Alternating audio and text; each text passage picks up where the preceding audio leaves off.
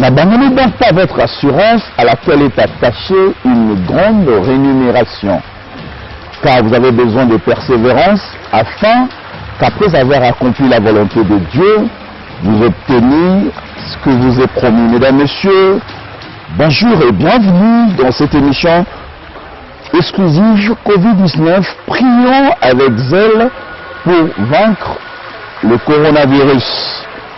Vous avez compris, le plateau spécial, une émission spéciale, les gestes barrières obligent, la distanciation sociale oblige. Nous sommes à la résidence de notre invité qui a bien sûr accepté de faire office de notre plateau.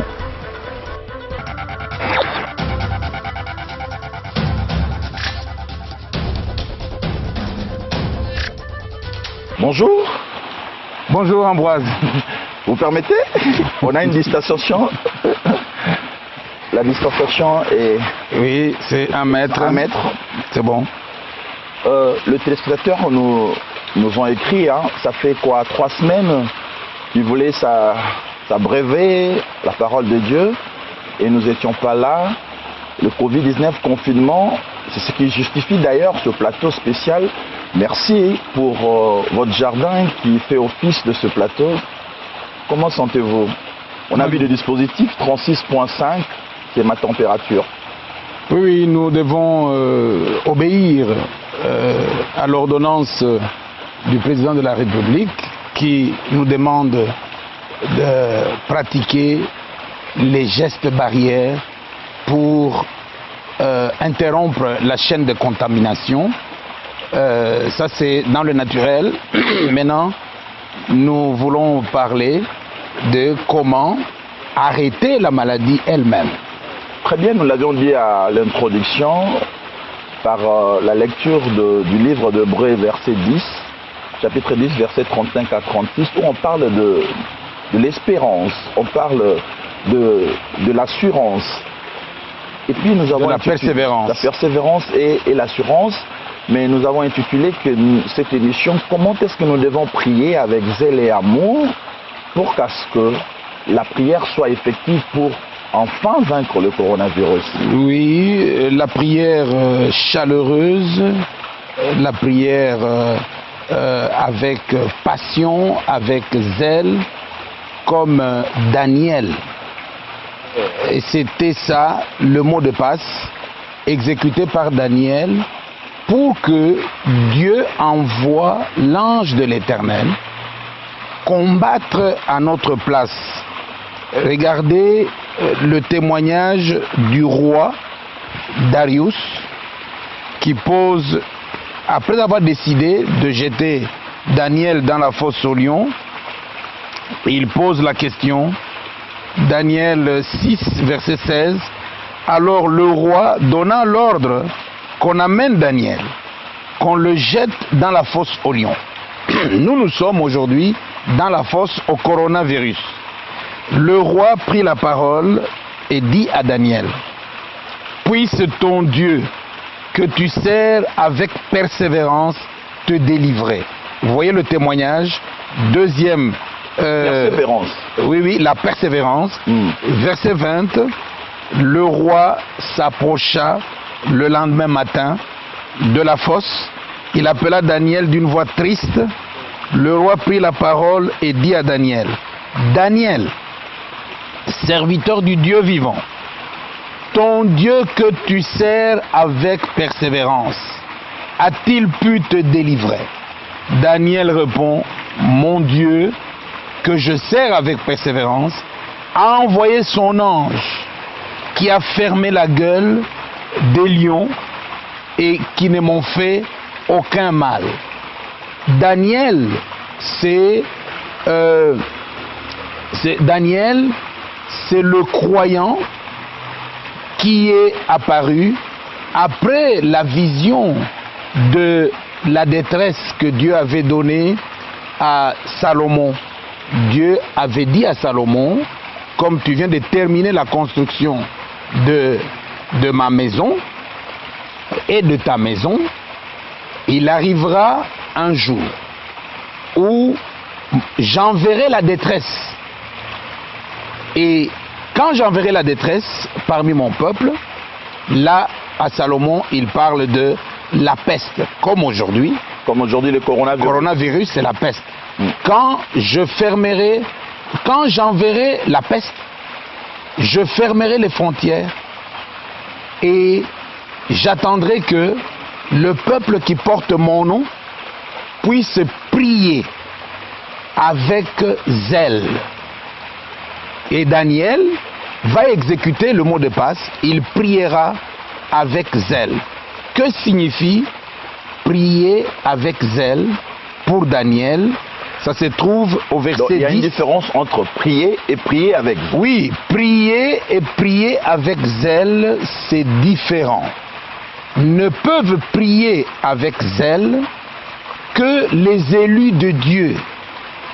Ce zèle-là, c'est une soif ardente d'exécuter l'ordre que Dieu donne. Cette soif ardente, je vais d'abord donner l'illustration avec Daniel.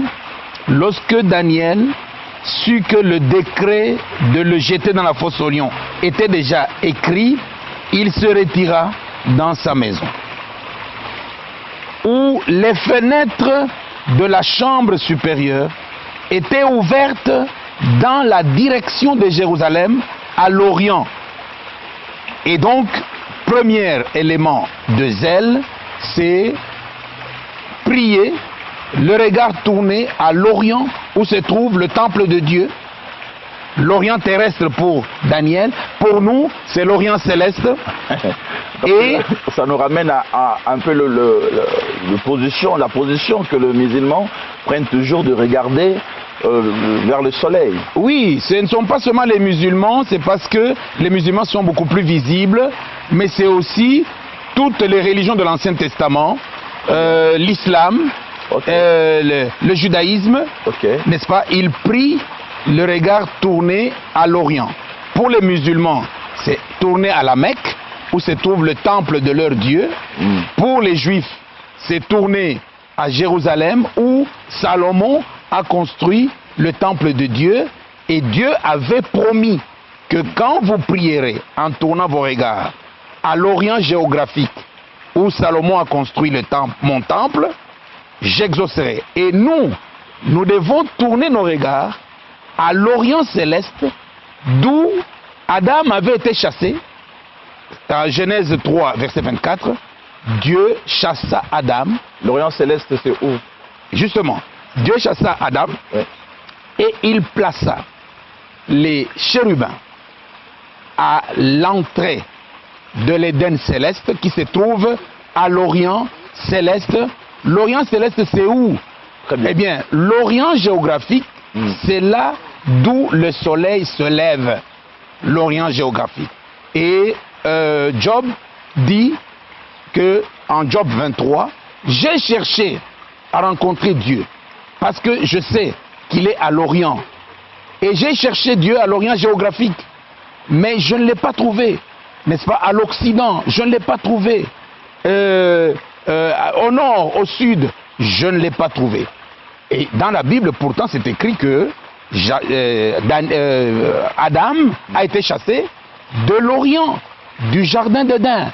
Et l'Orient, dans Apocalypse 21, verset 23, verset 20 à 23, Dieu dit que dans l'Éden céleste, il n'y a pas de soleil géographique, il n'y a pas de lune géographique, parce que le soleil de l'éternité, c'est Jésus-Christ. Et donc, l'Orient céleste pour nous, c'est là où se trouve le trône de Dieu.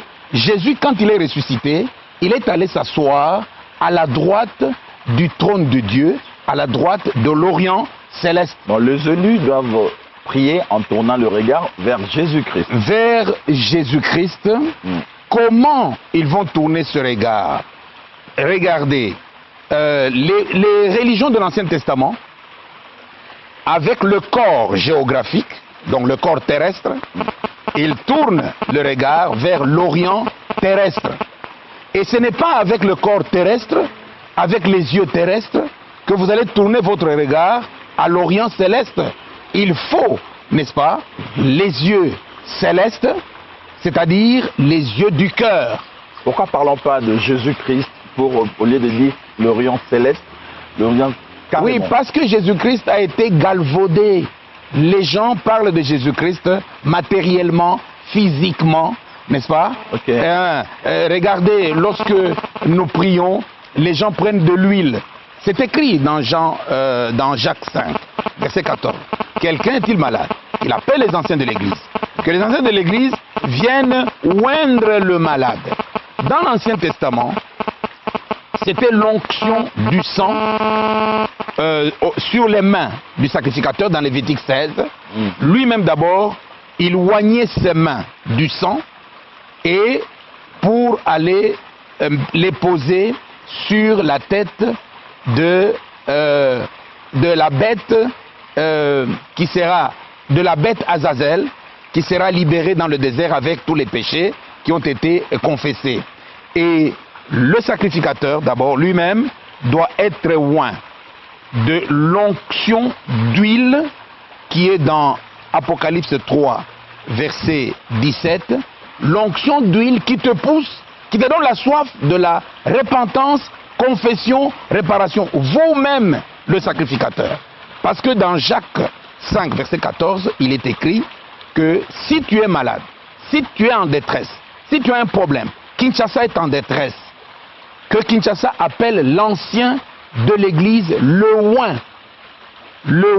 de l'église, et que ce oint, parce que le oint parfait c'est Jésus lui-même, vienne oindre la ville de Kinshasa. Et regardez le oint qui avait oint et la ville de Jopé où il prêchait et la ville de Césarée où se trouvait Corneille, c'était Simon-Pierre. Il était déjà oint dans la chambre haute du baptême du Saint-Esprit.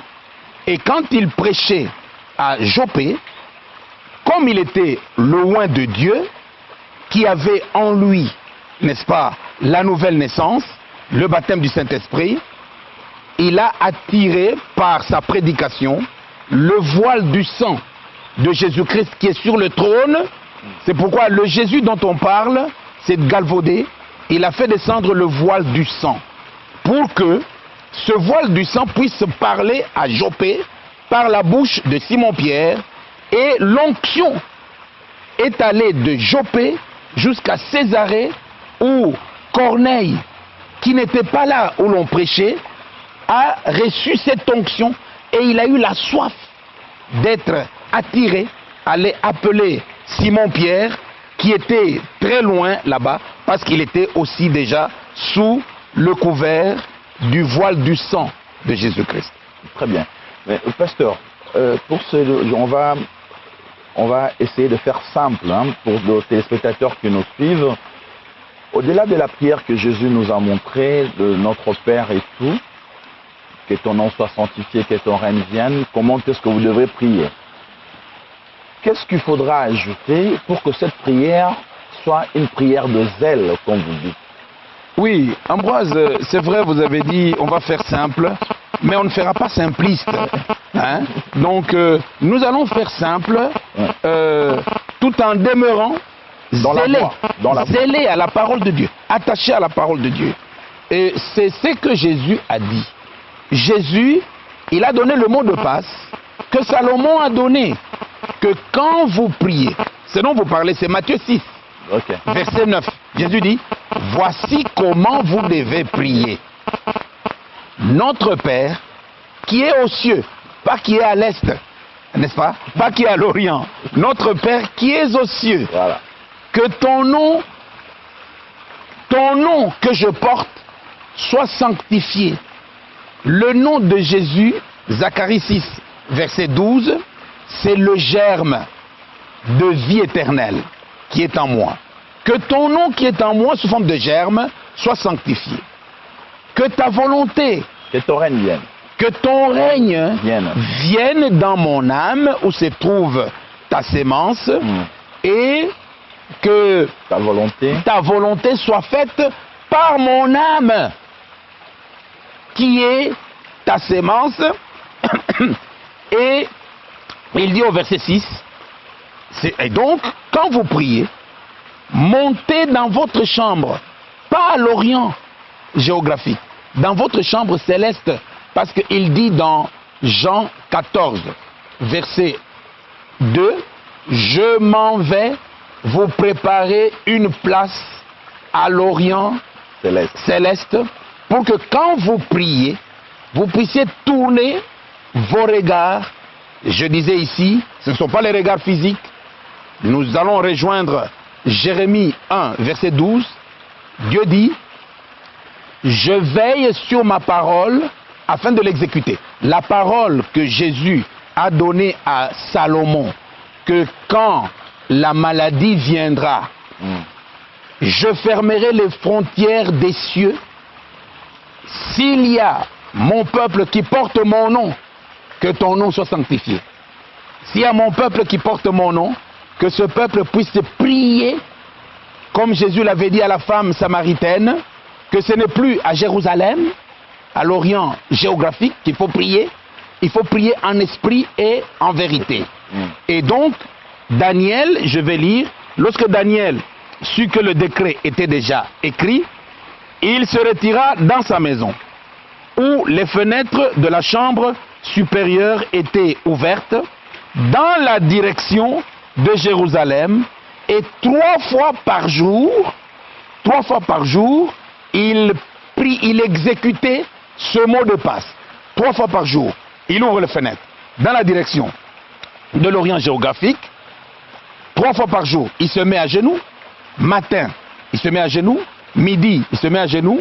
Soir, il se met à genoux. Sans relâcher. C'est ça, avec zèle. Chaque jour, il répète. Et alors, Dieu, constatant l'exécution de son mot de passe, il a envoyé, n'est-ce pas, l'ange de l'Éternel. Et je vous donnerai aussi l'exemple de Moïse. Moïse aussi, il priait 3 fois par jour comme Daniel. Le matin, quand il amenait les bêtes de son beau-père, n'est-ce pas, au pâturage, à midi, le soir. Bien sûr, au pâturage, il n'y avait pas de fenêtre, mais il se mettait à genoux, le regard tourné vers l'Orient géographique. Maintenant, nous, comment allons-nous tourner le regard vers l'Orient céleste?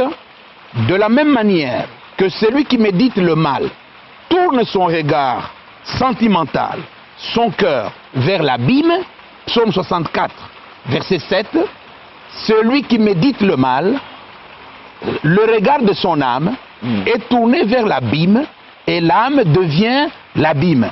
Josué 1, verset 8, que le livre de la loi ne quitte pas ta bouche, médite-le jour et nuit. Et donc, en méditant la promesse que Dieu a faite à Salomon, qu'il fermera les frontières de son pays céleste, qu'il enverra la maladie, méditons cette promesse-là. Méditons aussi le mot de passe que Dieu a donné à Salomon, et alors le tuteur de la parole de promesse qui est dans mon âme, qui est en même temps le tuteur de la parole parlée, du message de notre temps, qui entre dans mes oreilles, c'est Jésus-Christ lui-même. C'est pourquoi que la ville qui est malade appelle l'ancien de l'église le oint, n'est-ce pas, de Dieu dans l'église, et que le oint de Dieu vienne avec l'onction du buisson ardent, comme le oint de Dieu, Moïse, était allé en Égypte avec l'onction qu'il avait reçue au buisson ardent, et cette onction reçue au buisson ardent vous donne la vision globale de la succession des Écritures que Moïse, le oint de Dieu, il est oint avec la vision globale des Écritures qu'il doit exécuter une à une, constituant la ligne du devoir, le chemin à parcourir des Écritures. Depuis le buisson ardent, Dieu lui dit, tu iras faire sortir mon peuple de l'Égypte, c'est la première écriture, et tu reviendras me servir ici au mont Horeb, c'est la dernière écriture, et effectivement au mont Horeb, troisième écriture, il a, avant-dernière écriture, il a... un acheminement de vie. Oui, un enchaînement, un enchaînement des écritures, de la parole parlée, un enchaînement des ordonnances de Dieu, depuis le buisson ardent jusqu'au mont Horeb, au rocher d'Horeb, où Dieu lui dira, avant de donner l'écriture, parle au rocher, moi-même, je serai sur le rocher, qui sera l'ombre de moi-même, et tu frapperas le rocher, et c'est moi qui serai sur le rocher que tu frapperas, le tuteur de la parole de promesse que j'ai donnée à Abraham. Et la dernière écriture, c'est à Kadesh Barnéa, Dieu dit, maintenant, ne parle plus, ne frappe plus le rocher. Maintenant, parle au rocher. C'est la preuve que le rocher, c'était Jésus-Christ, qui est donné en 1 Corinthiens 10, verset 4. Ils suivaient un rocher spirituel qui leur donnait de l'eau, et ce rocher spirituel était Christ. Et donc, nous devons tourner nos regards vers le Christ. Vers le Christ. Pas galvanisé. Pas galvaudé. À l'Orient céleste. En méditant la promesse qui doit s'accomplir aujourd'hui. C'est la promesse que Dieu avait donnée à Salomon. Qu'il fermera les frontières, je le répète, et il enverra le coronavirus. Et regardez le signe que Dieu est dans sa parole en train de l'accomplir. Le coronavirus apparaît en Chine, ordonnance présidentielle de Xi Jinping, fermant toutes les frontières aériennes, terrestres, n'est-ce pas, maritimes. Le coronavirus arrive aux États-Unis, Trump prend une ordonnance, il ferme les frontières. Le coronavirus arrive en France, ici en Italie, ici chez nous. Oui, c'est un signe qui montre que c'est l'accomplissement de la parole que Dieu avait donnée à Salomon et qui avait été exécutée d'abord par Daniel dans la détresse, comme aujourd'hui nous sommes dans la détresse du coronavirus. Très bien. Alors, belle explication, les gens, nos testateurs ont compris comment est-ce que cette prière doit être... Nous sommes toujours simples, hein. Pas simpliste. Pas simpliste. Alors, vous avez dit, je crois, dans notre première ou deuxième émission, que ce que vous venez à tant qu'homme de Dieu, vous jetez l'hameçon aux savants, aux scientifiques, pour qu'ils réfléchissent, pour que Dieu les donne les inspirations. L'actualité l'oblige. Aujourd'hui, l'Afrique font focus sur Madagascar, où déjà un Congolais, un fils de pays qui a trouvé le remède.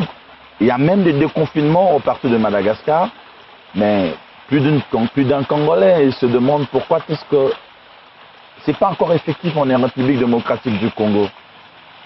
Oui, je voudrais ici rappeler, Ambroise, que c'était le 28 mars où j'avais dit que je viens prêcher à la télévision.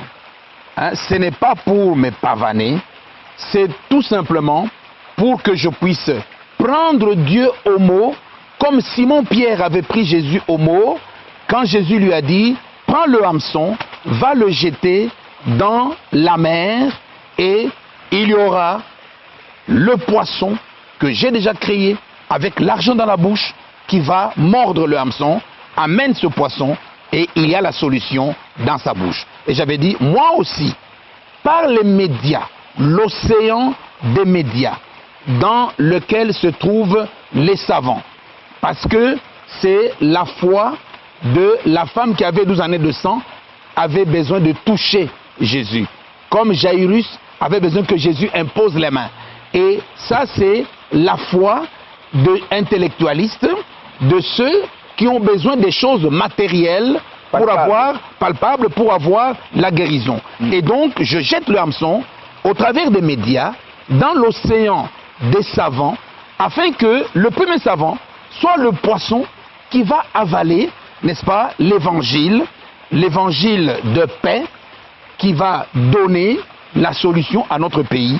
Que ce soit le poisson comme, n'est-ce pas, la baleine qui avait spécialement créé pour avaler Jonas, eh bien, que nous aussi on puisse trouver ce savant-là.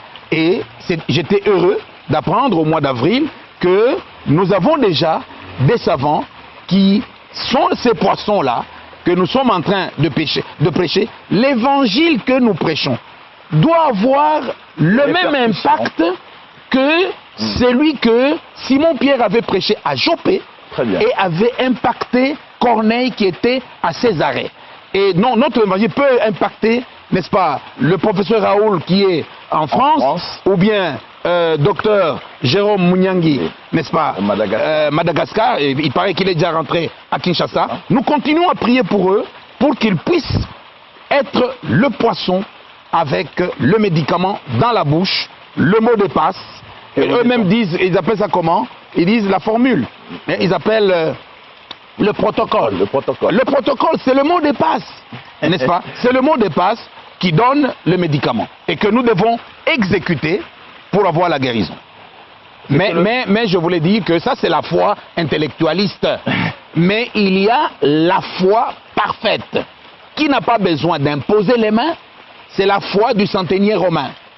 Seigneur, dis seulement un mot et Kinshasa sera guéri. Seigneur. C'est une combinaison de ces deux fois que nous avons la solution. Avant que vous continuiez, nous allons demander aux téléspectateurs de suivre ce qu'il a été dit. C'est une émission qu'on a fait un mois avant que le docteur Jérôme trouve la solution. Suivons et puis nous reprenons sur cette plaque. Je voudrais vous dire que le savant, pour qu'il puisse découvrir, il faut que Dieu lui donne la révélation. Et pour que Dieu lui donne la révélation, il faut que les chrétiens prient.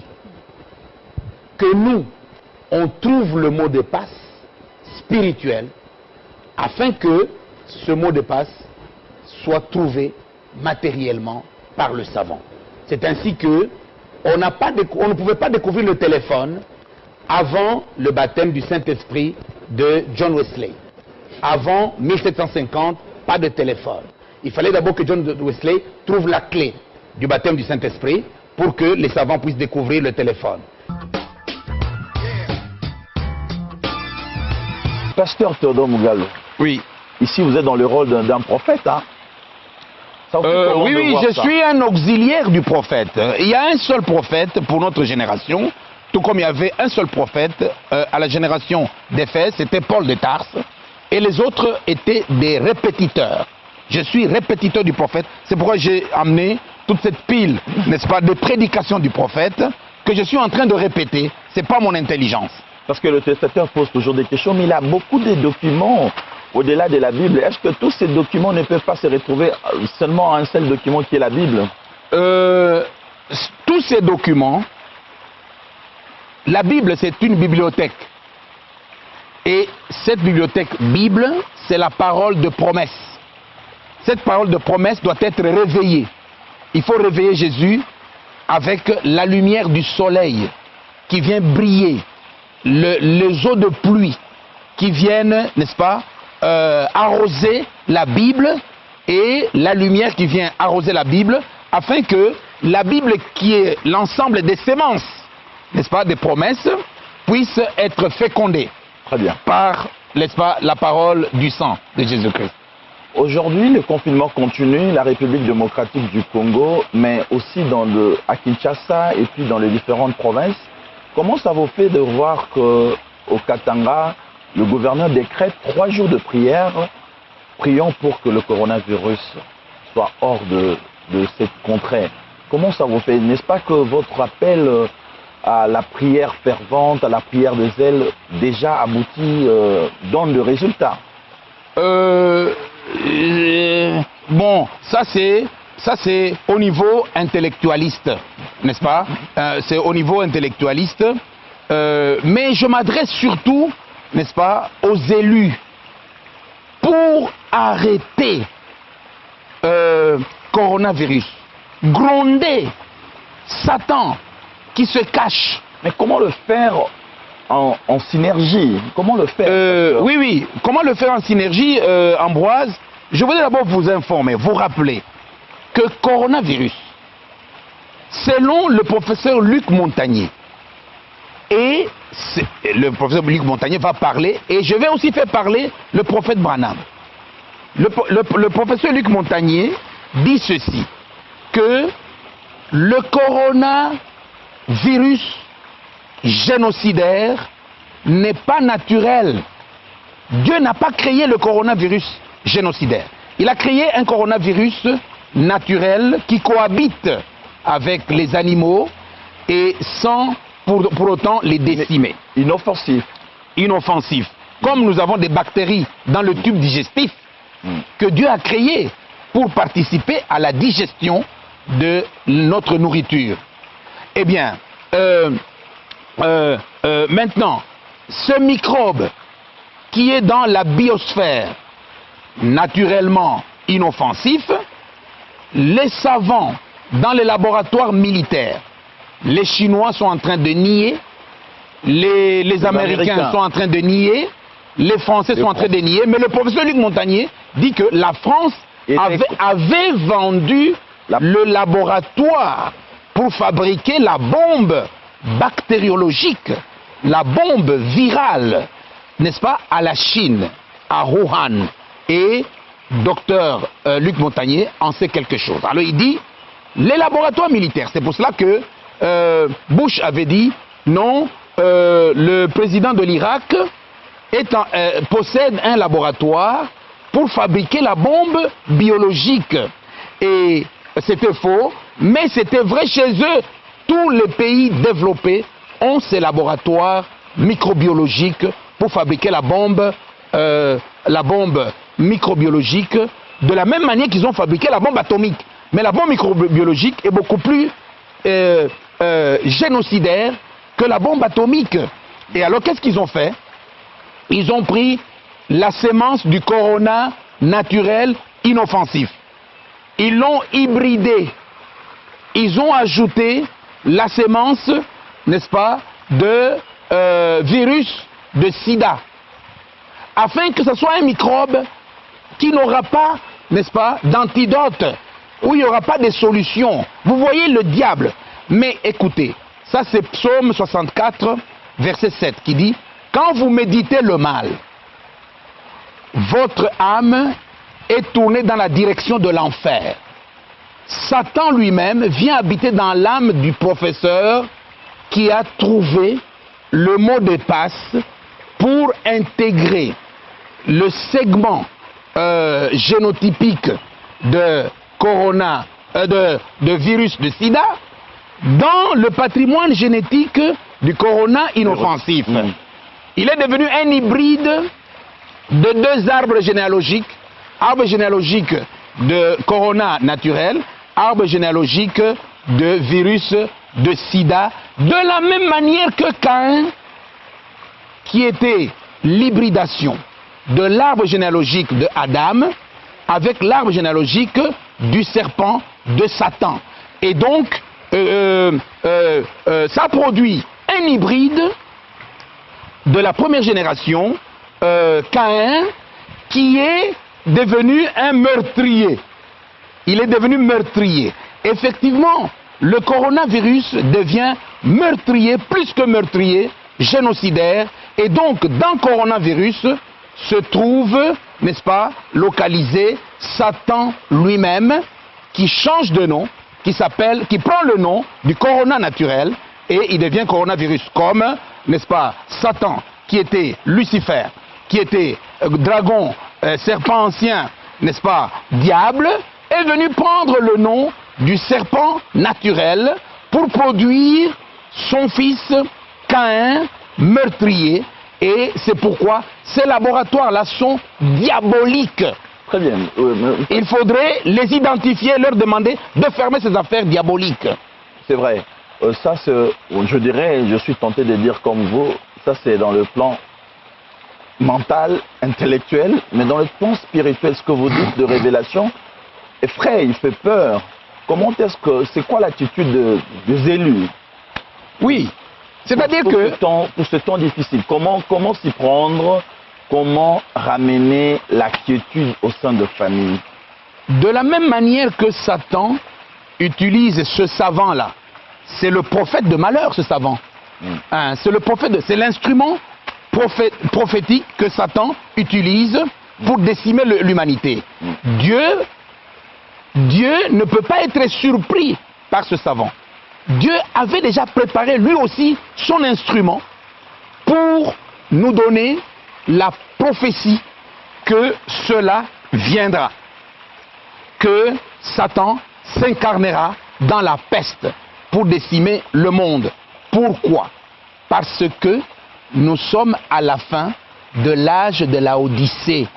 L'enfer est vidé dans le quartier, la cité de la Odyssée.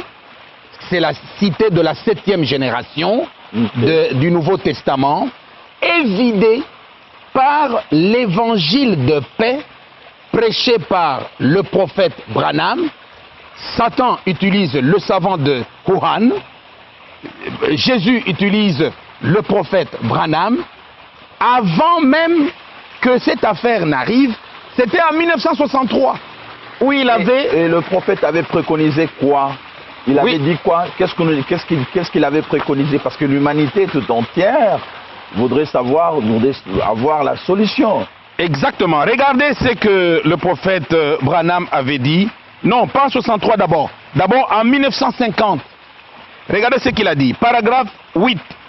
L'attitude et qui est Dieu. Il dit ceci.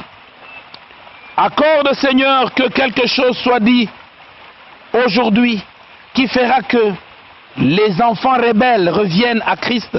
En effet, je pressens, dit le prophète, je pressens que des grands jugements planent sur l'Amérique et les nations du monde. Dans les derniers jours, des plaies, des germes de maladies seront reproduits, multipliés pour constituer une bombe biologique qui va exploser. Aucun médecin ne saura même pas comment maîtriser cela. Oh Dieu! Il nous faudra donc avoir la foi comme celle du centenaire romain, de la guérison divine. Comme les nations reproduiront des germes, les accumuleront pour les larguer sous forme de bombes biologiques et des millions en mourront. Ça c'est en 1950. Maintenant regardez en 1950, il préconise la foi. Il préconise la foi. Et en 1963, il dit ceci. Il dit ceci. Lorsque la peste viendra, certains parmi ceux qui seront à cette époque-là diront, nous irons chercher la guérison chez le docteur Jones, chez le docteur Muyembe. Il saura comment s'en occuper. Cela ne marchera pas. Quelle que soit leur intelligence, eh bien, le fléau, si le fléau tombe, nous allons descendre carrément dans nos caves. Nous fermerons les portes. Nous resterons dans nos maisons. Nous mettrons des masques sur le visage. Nous mettrons les désinfectants. Il l'a dit déjà en 1963, 213, 214. Dieu a déjà pourvu à une voie, à une solution. Prendre le sang de l'agneau, asperger ce sang de Jésus-Christ par le sang chimique, le sang spirituel, le sang céleste. Dieu avait dit que c'était la voie. Il doit honorer sa promesse. Tous ceux qui étaient en dehors du sang devaient mourir. Voilà donc ce que le prophète a dit et c'est ce que nous devons faire aujourd'hui. Oui, bien aimé, allez-y. Alors, très bien. Donc, il a préconisé la foi et il a demandé à ce que le sang de l'agneau soit en avant. Soit appliqué. Comment récupérer ceux qui ne sont pas encore dans le message? Oui. Vous savez, je vais vous surprendre que ceux qui viendront au message, ce sont ceux qui avaient déjà été élus par Dieu dans sa préscience. Parce que la science comment forcer les choses. Ça ne sert à rien de forcer les choses. Nous n'allons pas nous époumoner, n'est-ce pas, pour ceux qui n'ont jamais reçu cette sémence dans la présence de Dieu. Le prophète dit ceci. D'abord, la Bible dit ceci. Dans Matthieu 24, verset 22.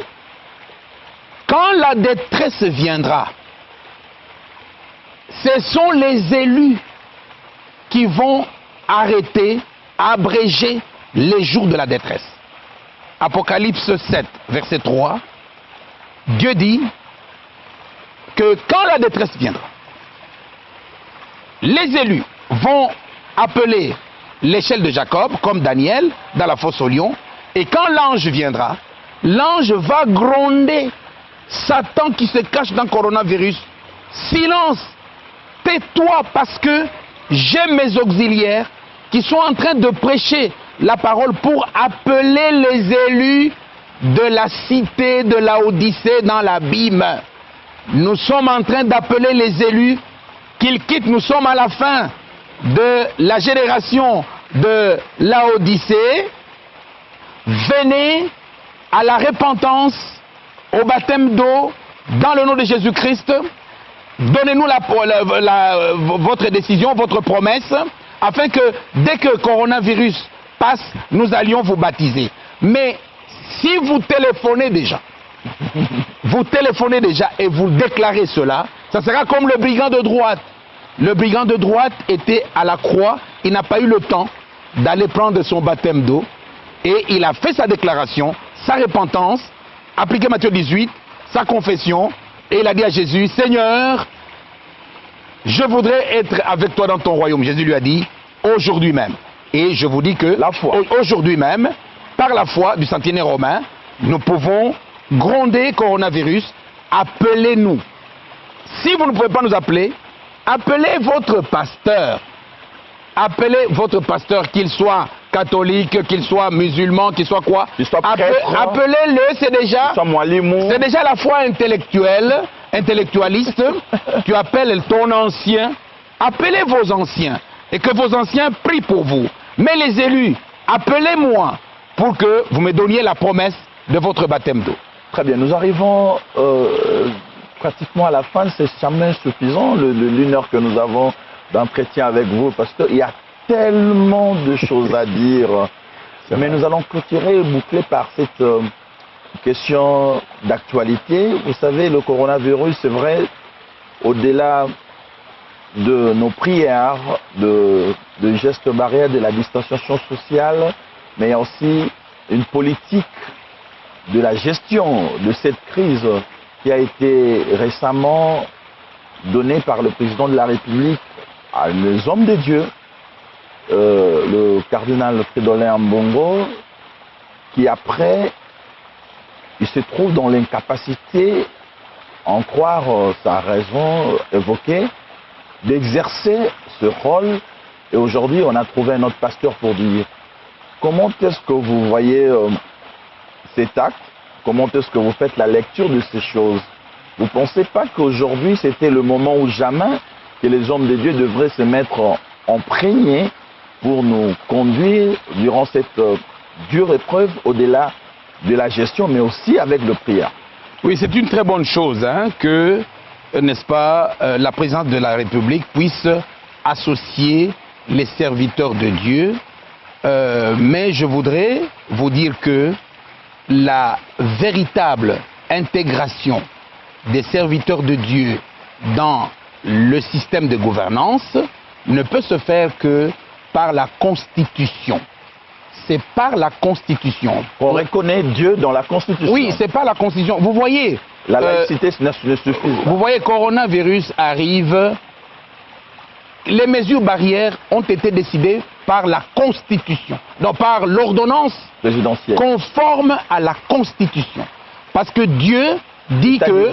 sanitaire. Oui, Dieu a envoyé, a laissé coronavirus venir sur base de sa Constitution. Il dit, quand je fermerai les cieux. Et c'est chaque fois par la Constitution. Et les États-Unis d'Amérique ont intégré les serviteurs de Dieu à l'époque d'Abraham Lincoln, lors de la fondation de l'Amérique, au travers de la Constitution.